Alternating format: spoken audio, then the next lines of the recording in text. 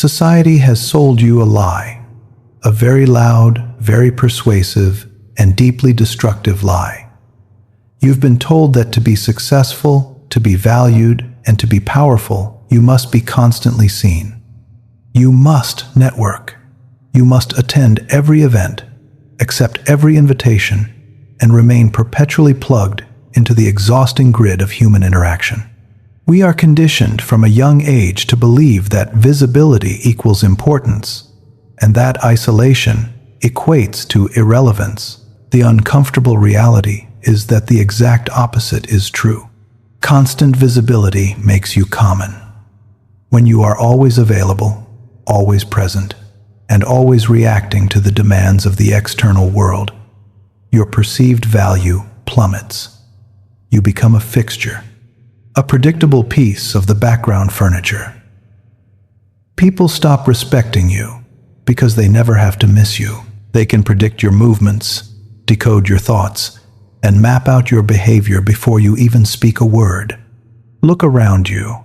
The vast majority of people are absolutely terrified of being alone.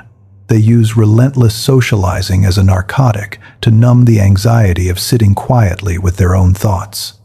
They exhaust their mental and emotional energy trying to keep up appearances, fighting desperately for scraps of attention in crowded rooms.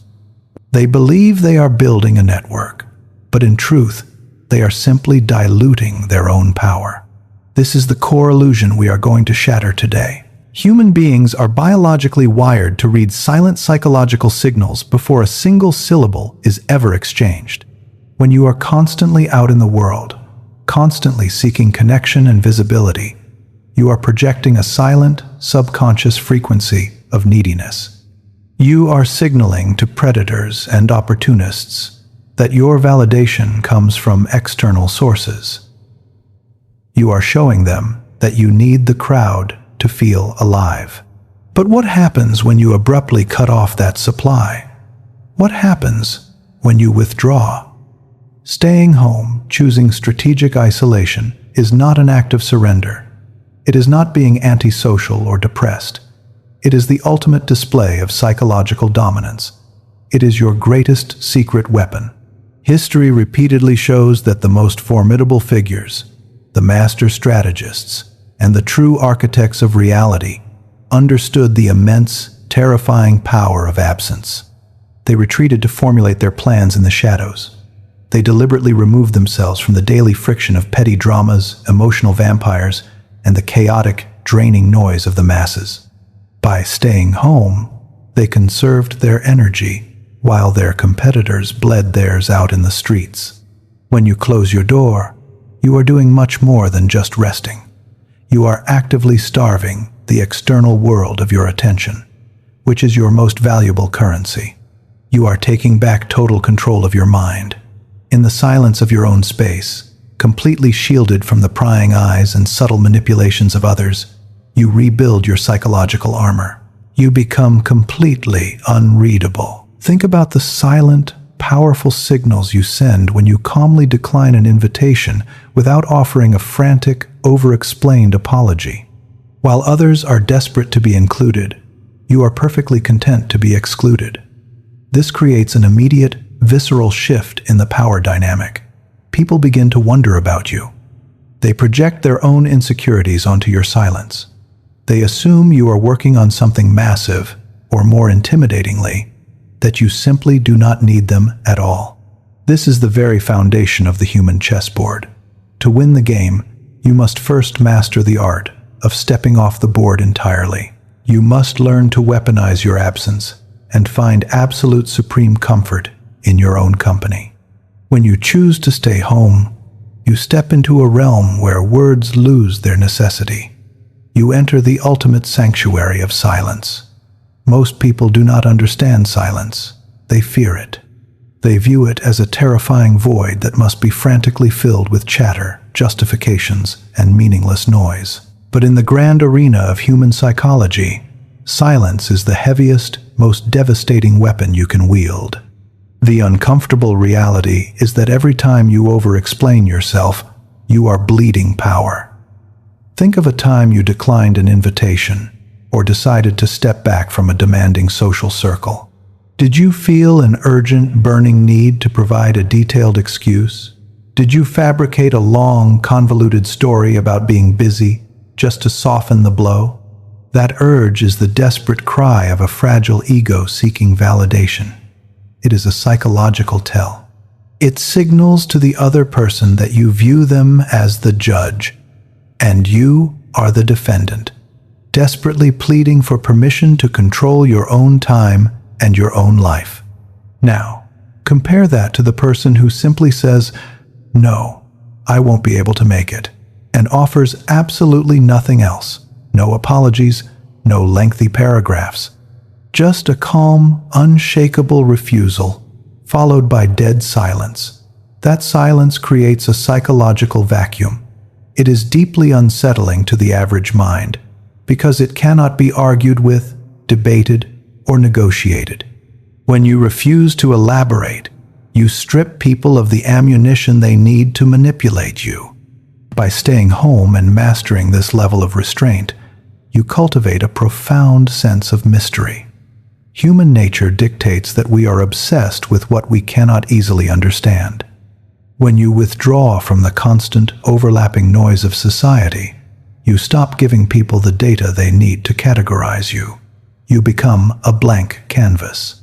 And when people cannot read you, when they cannot predict your next move, they naturally assume you are more intelligent, more dangerous, and more powerful than they actually know. Let the masses exhaust themselves in the relentless pursuit of being heard. Let them talk over each other in crowded rooms, spilling their secrets and desperately trying to prove their worth to people who do not care about them. When you speak less, every word you eventually choose to say carries the weight of a sledgehammer. You are no longer contributing to the noise. You are cutting straight through it. Furthermore, stepping away from the chaotic social grid allows you to become a master observer. When you are not constantly performing for an audience, your analytical faculties sharpen. You begin to watch how people operate from a distance. You notice the frantic energy of those who need constant attention. You see the subtle manipulations, the hidden agendas, and the fragile egos masquerading as loud confidence. People will always tell you exactly who they are and what they want if you just shut up long enough to listen. History repeatedly shows that those who speak the least control the most. They sit back, they observe. They let others reveal their insecurities, their desires, and their vulnerabilities through an endless, undisciplined stream of words. They gather intelligence while the fools proudly surrender it. Staying home is your ultimate training ground for this discipline. It is where you learn to sit comfortably with your own silence, permanently severing the deep-rooted addiction to external validation. You realize that you do not need to announce your every move. You do not need the applause of a crowd to validate your existence. You become a psychological fortress, heavily guarded and utterly impenetrable.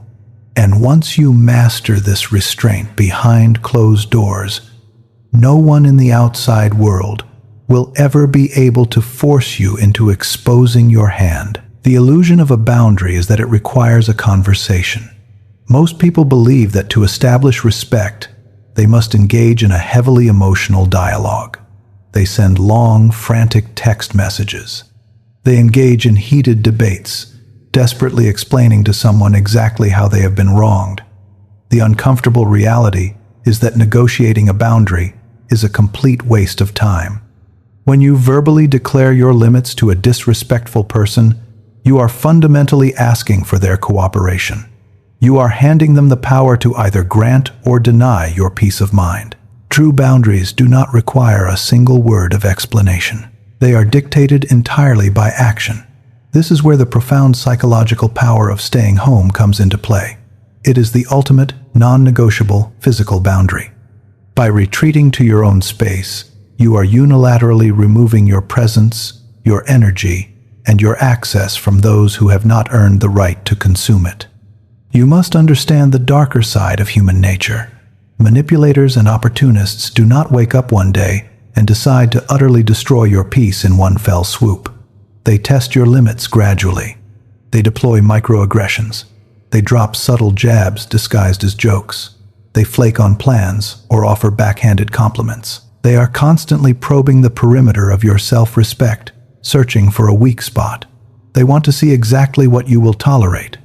If you complain, argue, or throw a tantrum, but ultimately stick around, they win. You have just proven to them that your words are entirely hollow and your presence is guaranteed regardless of how they treat you. Now, compare that to the Stoic individual who observes a pattern of disrespect and simply evaporates. There is no argument. There is no dramatic theatrical exit. There is no final desperate plea to be understood or respected. You just cut the cord, retreat to your fortress, and stay home. You completely deprive them of the conflict they secretly crave.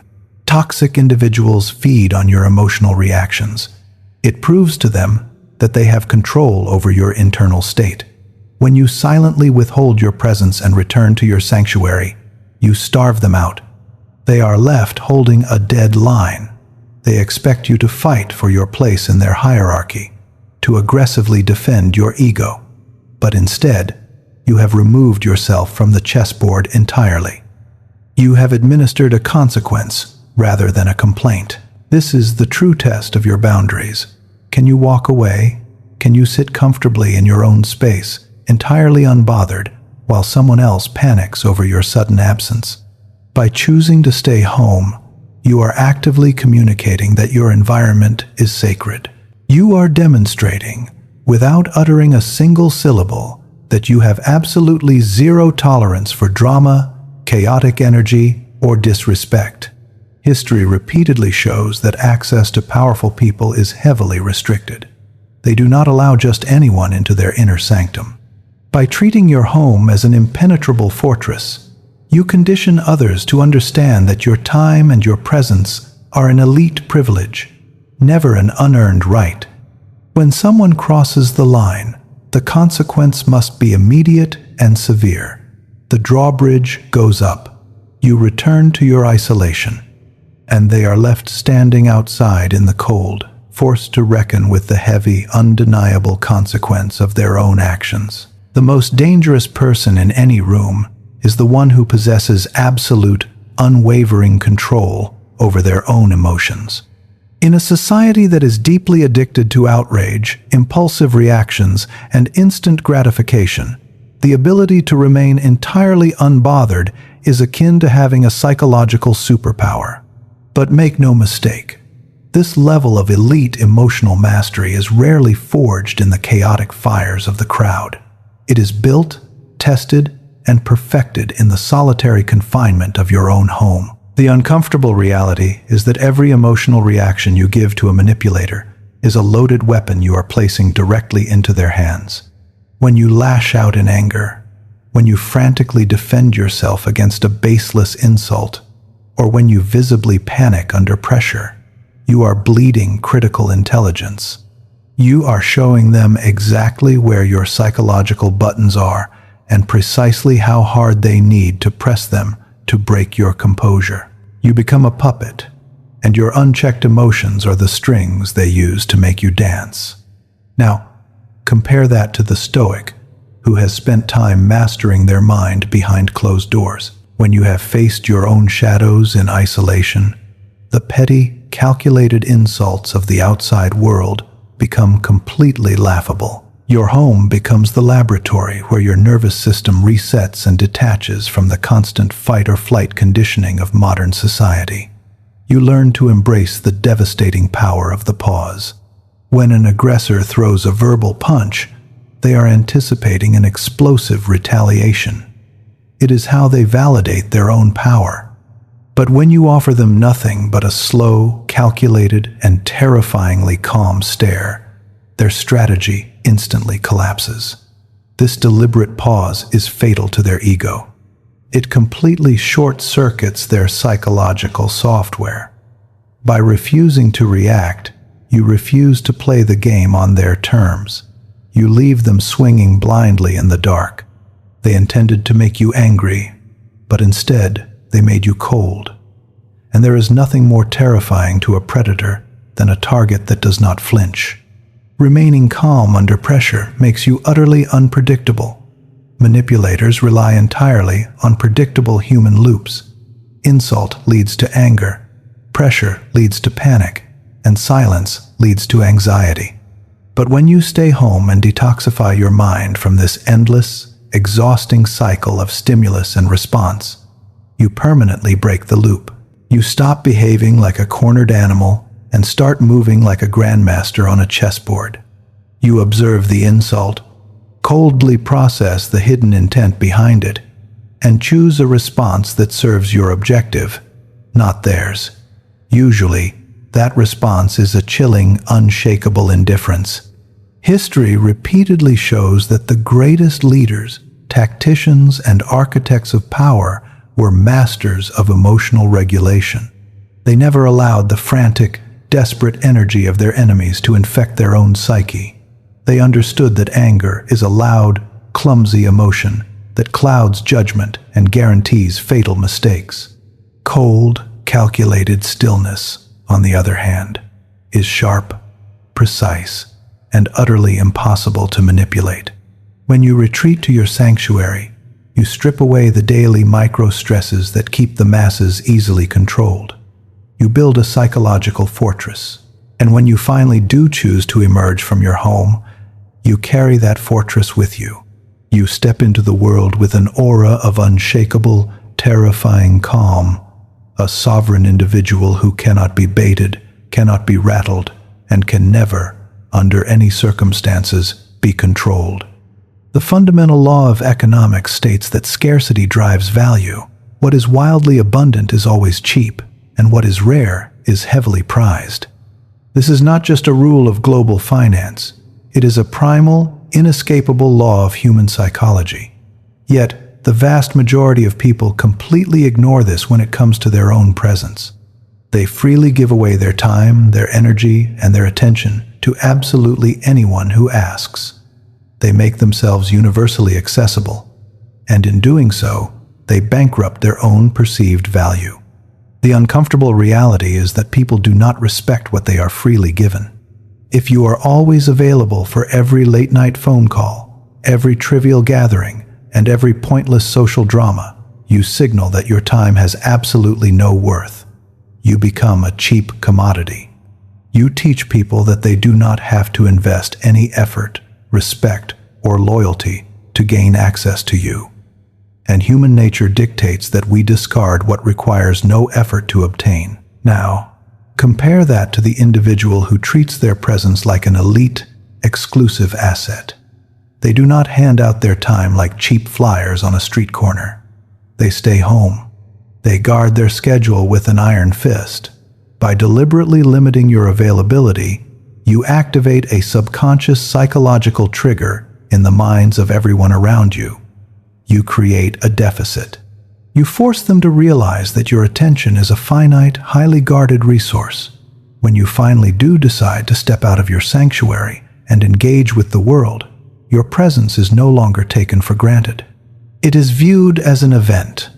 Because you are rarely seen, your words carry more weight, your opinions command immediate respect, and your mere presence shifts the gravity of the room. Consistent, unyielding actions over time build an undeniable reputation.